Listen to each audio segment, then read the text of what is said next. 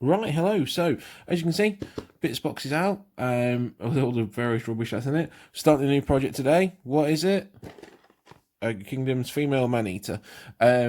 This lovely model was given to me by Kim's little brother, my little brother Jared, along with the painting handle I've mentioned before, the normal size painting handle. So I'm going to use this as my butcher.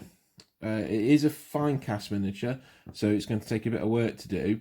But just before I get started, I will say I have bought myself a new painting handle as well. So if you're watching this, Jared, thank you very much for yours. I'm going to use it for smaller stuff, but I have XL painting handle, just because this will be a bit bigger for the miniatures base.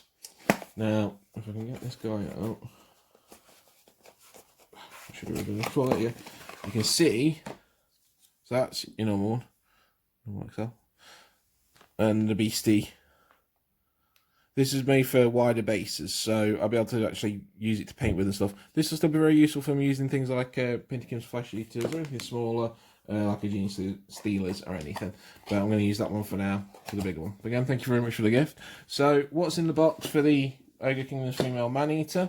We'll open it up on camera. So, there we go. As you can see, finecast miniature. The last finecast miniature I worked with was the Fire Belly. It wasn't too bad, although I did put it together a long time ago. So I'm reminded of these because they have large amounts of flash on them. As you can see.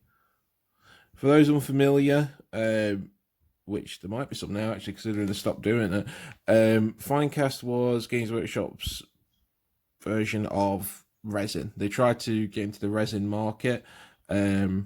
Presumably to capitalise on the success of things like Forge World. The problem is, it wasn't very good resin. It was cheap. Is cheap. It's very grainy, very bitty. I'm not sure if you can see. I'm just move the camera a little bit closer. Thanks to my daylight bulb now, you might be able to see a bit more of what I'm doing. But yeah, so it's decent enough for detail wise. When you're working it, you can really feel the difference in quality between it and Forge World. It's not terrible. Well, this particular one doesn't look too terrible. Sometimes you could get really bad finecast, awful ones in the past. Me myself have worked with his awful ones. But this looks like it's going to be quite good. I'm going to get rid of the flash and stuff first, take it off the spray. I'm going to decide whether to put it on a normal. It's very nice, it comes with two bases. So, round or square, presumably to herald the new Warhammer, the old world stuff they're doing. I don't know. I'm going to either put her on that one, on her own, or I might put her on a slightly bigger one. I'm going to use some white tack or blue tack to put a Noblar on the base, because she's going to be my butcher. I'm going to put some little extra bits on. So from this glutton sprue, you can see some knives and a cleaver. I'm just going to put in a belt around her waist, and then I might use this Noblar guy here, who's got like a bag full of stuff, like food and stuff, following along behind her. I don't know how she'll look on the bigger base though. That's the only downside. But yeah, I've got a little bag of bones and food I'm going to give her as well. But yeah, so we're going to first thing do, get her off the sprue, tidy up the flash, super glue the bits together, and white tack it to a base to see what it looks like with a Noblar, and then after, obviously get rid of any mold lines, and then after that we'll be using some green stuff. So I'm going to get some green stuff ready, and just get ready, because there's going to be some little gaps and stuff, no doubt, that I'll have to fill up, but that shouldn't be too bad. I'll just make a little bit. Right, thank you very much. Let's get started.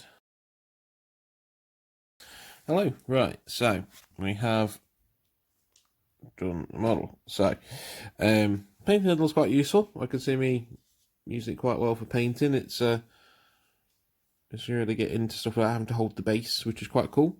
Yeah, so as you can see, put her together. I've left her. She comes with a little beard that you can put on if you want to. I've decided to leave it off so I can do her actually as a woman. It being finecast, there was a ton of flash. For those who don't know what I mean by flash, it's the stuff that's kind of left over on the model when they inject it onto the sprue frame. Usually there's not much, but obviously with finecast there's loads, so I had to trim off quite a bit. Sometimes it was hard to figure out what was flash and what was actually not, which is annoying. But for the most part, we've done it. And then we've filed off, sanded off all the bits that need doing.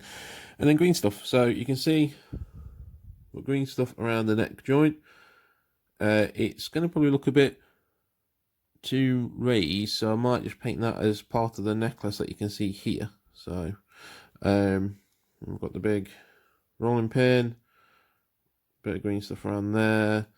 I've just super glued a cleaver onto a back, just to kind of emphasise the butcher bit a bit. I was going to do like the bag of bones and stuff, but I think it would cover up too much of the dress, and I kind of want it to stand out. So just put big green stuff on there, make it like a bit like rope. As you can see, there's some green stuff on the feet. It's because there was gaps. Again, not the best material in the world. It's hasn't even fully formed the feet properly. It's just finecast. That's the problem with it. They tried to do Forge World resin, but at a much cheaper cost, and it ended up with a much cheaper product. The one bonus it does have is that you can cut through it quite easily, which is nice. But if that's nice for resin, because Forge World can be a bitch to get through. But yeah, they've stopped using it now. These models still exist around because they haven't moved them onto plastics, either A, because they've still got a massive stockpile of stuff, because things like this aren't bought very often because these are older models, so they still have a stockpile they want to get through, which is fair enough. But until that stockpile's gone, these won't get put into plastic. If they ever do get put into plastic, they might not choose to, in all fairness. But in any case, as you see, I put her on a small round base. I was going to do a bigger one with a knob blob behind her as like a little mini diorama. It didn't look quite right. I think I'll leave that for me Slaughter Master, because I'm going to put a little cauldron with him, and I think it will look right for him. But yeah.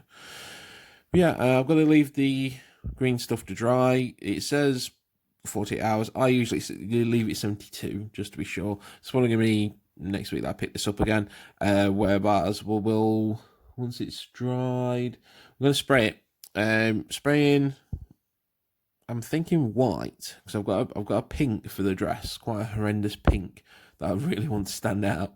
And it'll be easy to go to light from that. With the only smaller areas of flesh, those, and then you see the fishnets are going to be an absolute bitch to do. But still, should be good. She's going to be my butcher, like I said. Thinking about calling her Borden. I was going to give her a big axe, like Lizzie Borden, but I think about something else now. But anyway, thank you very much. I'm going to put it there. Thank you very much for watching this new project, getting the butcher going. Thank you very much.